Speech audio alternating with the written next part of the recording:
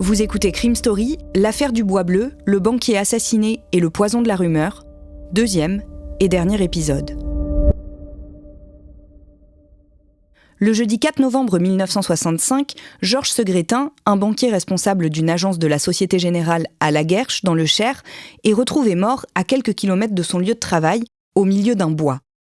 Son corps est au volant de sa 2 chevaux bleus, à laquelle on a mis le feu.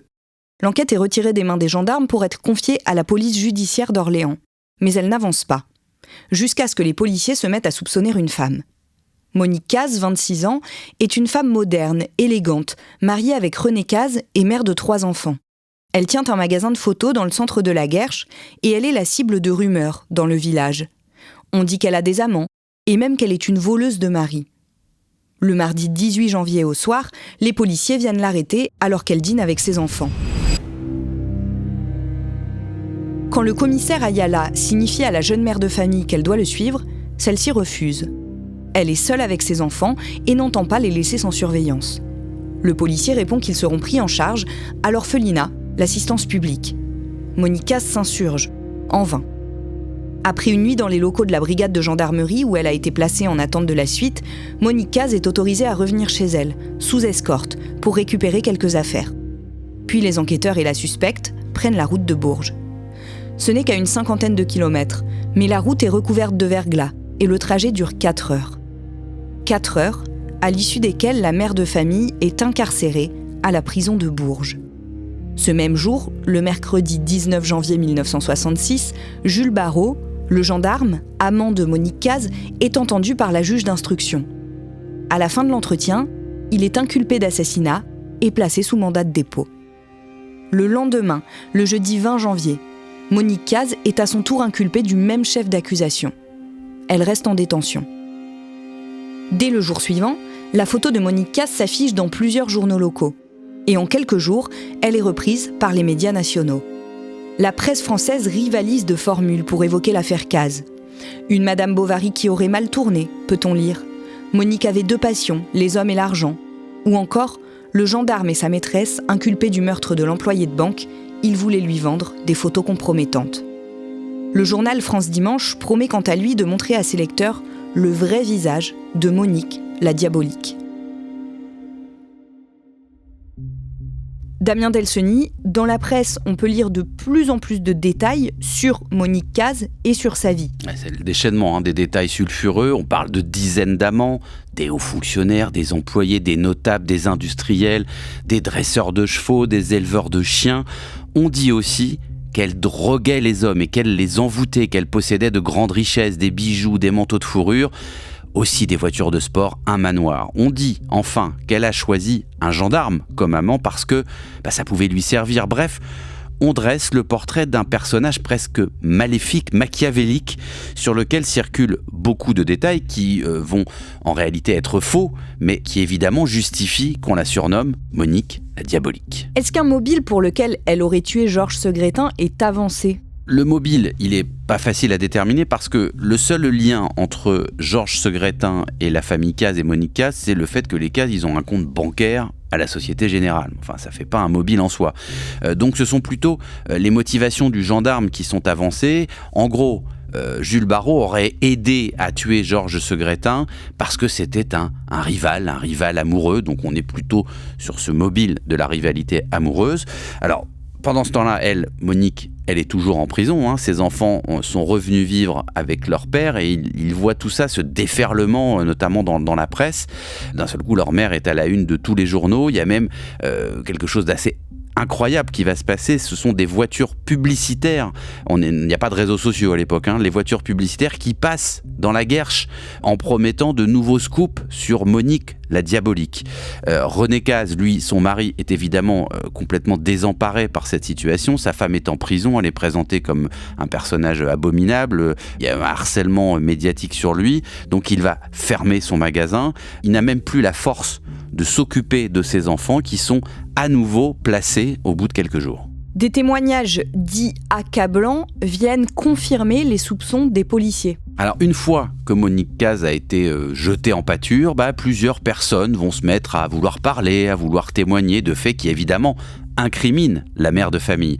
Donc les policiers parviennent sans grande difficulté à recueillir de nombreux témoignages. Alors il y a un effet accumulation, c'est-à-dire que plus les gens parlent, plus d'autres se disent tiens, ça libère la parole, donc moi aussi je vais aller dire quelque chose sur Monique Cazes aux policiers, tout ça avec des informations qui viennent, alors qui sont pas vraiment des infos, mais qui viennent corroborer les témoignages précédents. Et finalement Monique Cazes, elle est condamnée à la fois par les policiers qui enquêtent et qui sont chargés de cette enquête et qui sont pétris de certitude, et par la presse qui l'est tout autant, et par finalement la Vox Populi en réalité. Seul problème pour les enquêteurs, Monique n'avoue pas. Du fond de sa cellule, elle continue même à clamer son innocence. Et aucun interrogatoire ne la fait dévier. Dans la presse, un seul média émet des doutes. Il s'agit de l'hebdomadaire français de faits divers, Détective, qui s'appelle aujourd'hui Le Nouveau Détective. Si tous deux étaient victimes d'un concours de circonstances, écrit le journal. Tant que la pleine lumière ne sera pas faite, le doute continuera à être obsédant. Si, dans le dossier, il ne restait que les présomptions actuellement rassemblées, il est évident que cette incroyable affaire aurait bien du mal à voir le grand jour des assises. Ces doutes sur la culpabilité de Monique Cazes et de Jules Barrault sont partagés par un autre personnage du dossier, et pas n'importe lequel. Il s'agit de la juge d'instruction, Georgette Chouvelon. Bien qu'elle ait ordonné le placement en détention provisoire des deux suspects, elle n'est pas convaincue par les pièces du dossier telles qu'elles lui sont présentées par les policiers. Un à un, elle convoque à son cabinet tous les témoins. Elle souhaite les entendre une nouvelle fois. Elle sait que le commissaire Ayala s'est déjà forgé une intime conviction, mais elle souhaite se faire sa propre opinion. Quand Monique Cazes arrive dans son bureau, la juge est surprise de la différence entre le portrait qu'il en est fait dans la presse et la femme qui se tient en face d'elle. Elle lui dit, comme elle le raconte dans le livre de Gérard Boursier et Emmanuel Jacquinet, L'affaire du Bois Bleu, « Je n'ai aucun préjugé contre vous. Soyez certaine que j'instruirai mon dossier à charge et à décharge. Mon seul but est de chercher la vérité, comme un juge doit le faire. » Les déclarations de Monique Cazes sont constantes. Elle répète que le jour du meurtre, elle était à Bourges avec Jules Barrault. Le gendarme, de son côté, après avoir menti une première fois, raconte finalement la même chose. Leurs versions sont exactement les mêmes et comme ils n'ont pas pu entrer en contact, ça joue en leur faveur.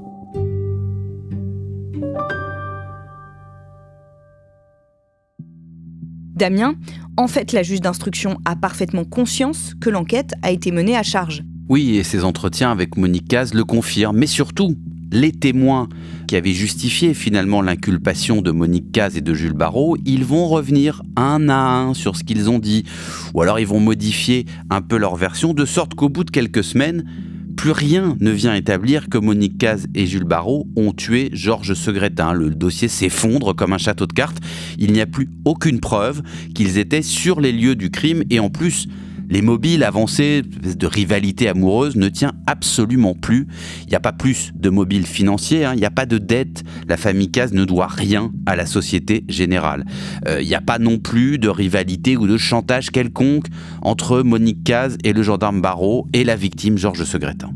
Mi-février, alors que Monique Cazes et Jules Barrault sont incarcérés depuis plus d'1 mois, le bruit d'une potentielle erreur judiciaire commence à courir. Et le journal Détective continue d'alimenter ses articles consacrés à ce fait divers.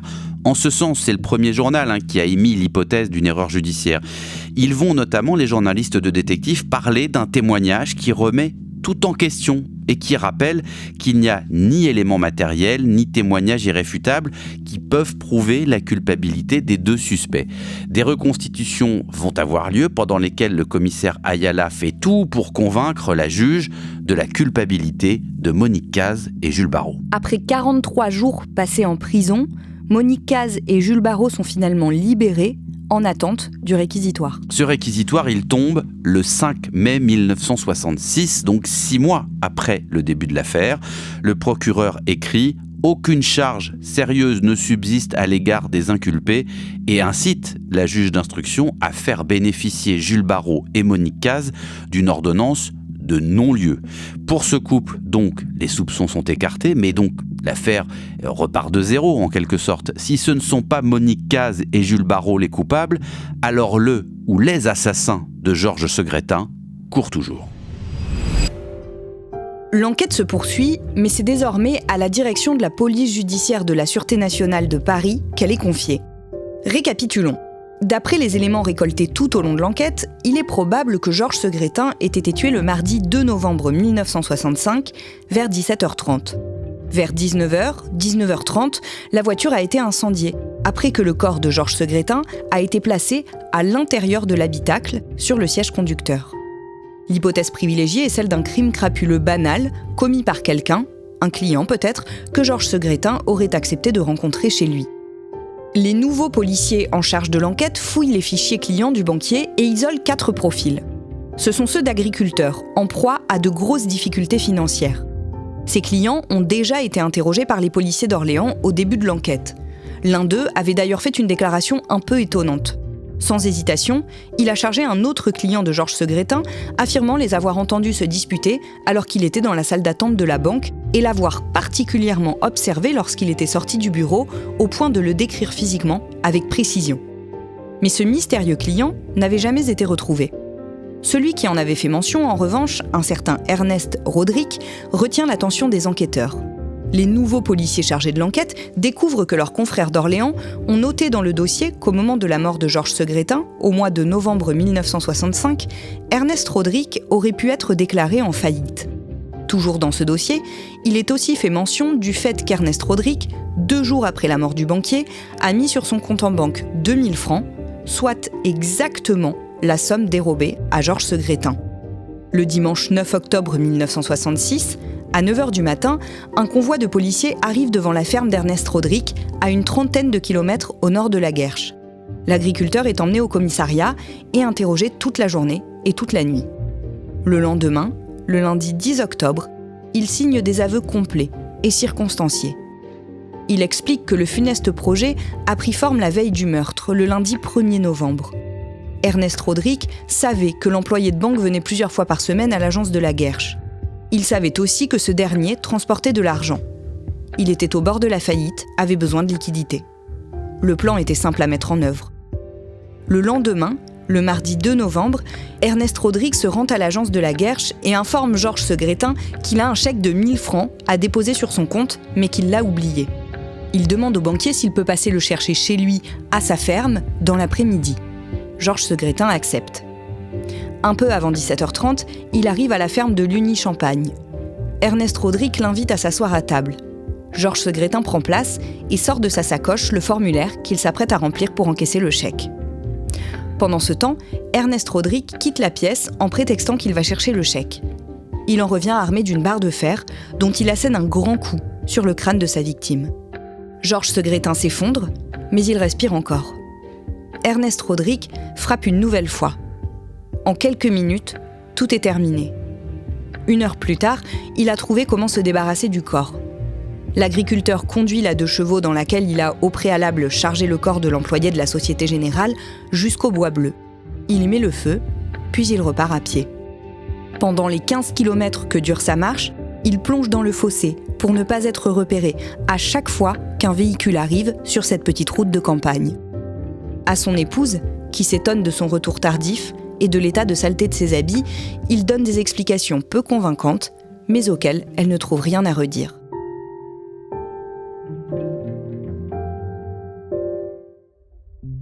Damien, finalement, cette enquête n'était pas très compliquée. Non, dans la mesure où les éléments étaient dans le dossier presque dès le début de cette enquête. Mais disons que plutôt que d'exploiter cette piste un peu traditionnelle, très crapuleuse, dirons-nous, les policiers ont opté pour une piste, j'allais dire, presque plus romanesque. Ils ont cru à cette fable locale, ils l'ont nourrie aussi. La femme fatale qui tue avec son amant gendarme, ça leur plaisait comme scénario, ça sortait un peu de l'ordinaire, donc ils ont fait une enquête à l'envers. Plutôt que de rassembler des éléments pour ensuite aboutir à une hypothèse, ils sont partis d'une hypothèse et ils ont ensuite cherché à faire coller ces éléments et ces pseudo-preuves pour faire tenir cette hypothèse.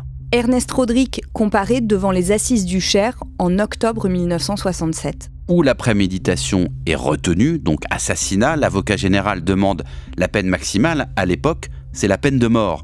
Il est finalement condamné le 25 octobre 1967, mais il va sauver sa tête de justesse. Il écope de la réclusion criminelle à perpétuité. Cette affaire a changé la vie de Monique Cazes et de toute sa famille. C'est d'ailleurs l'objet du livre L'affaire du Bois Bleu. Oui, Monique Cazes, elle a toujours considéré qu'elle avait été sauvée de la guillotine par Georgette Chouvelon, la juge d'instruction, et les deux femmes sont devenues amies après cet épisode. Elles le sont restées jusqu'à la fin de leur vie.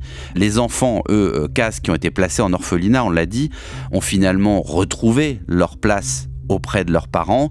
Pour l'aîné, le fils, ça a été un peu compliqué, on imagine, cette période, mais aussi l'après, il a fini par avoir quelques démêlés avec la justice. La plus jeune sœur, en revanche, Elisabeth, elle est restée vivre à la Guerche. Bien que l'affaire a mis en évidence les relations extra-conjugales de Monique Cazes, elle et son mari René sont restés ensemble jusqu'à la fin de leur vie. Ils s'aimaient et il y avait entre eux une grande complicité, raconte leur plus jeune fille Elisabeth. Monique Cazes est morte le 8 octobre 2010, à 71 ans. René, 2 jours plus tard, le 10 octobre 2010. 60 ans après cette affaire, à la Guerche, on en parle encore. Elisabeth, qui tient là-bas un magasin d'antiquités, reçoit régulièrement des curieux, qui n'achètent rien mais souhaitent discuter avec la fille de Monique. Elle botte en touche. Elle confie à Gérard Boursier et Manuel Jacquinet, les auteurs du livre, « Quand les gens sont bêtes, on n'est pas obligé de les rendre intelligents ».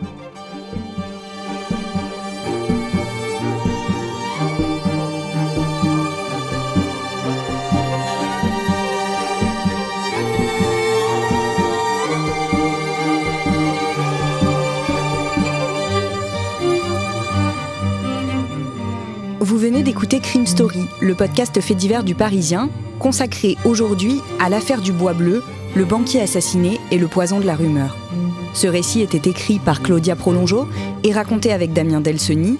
Nous nous sommes particulièrement appuyés sur le livre de Gérard Boursier et Manuel Jacquinet, L'affaire du Bois Bleu, les innocents de la Guerche, publié aux éditions Malpazzo, Radio Caroline Média. Il y avait à la production Thibault Lambert, Clara Garnier-Amouroux et Anaïs Godard, à la réalisation Julien Moncouquiol et à la rédaction en chef Jules Lavie.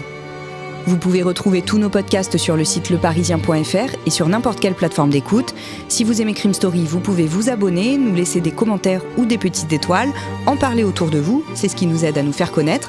Et vous pouvez également écouter tous les jours Code Source, notre podcast d'actualité.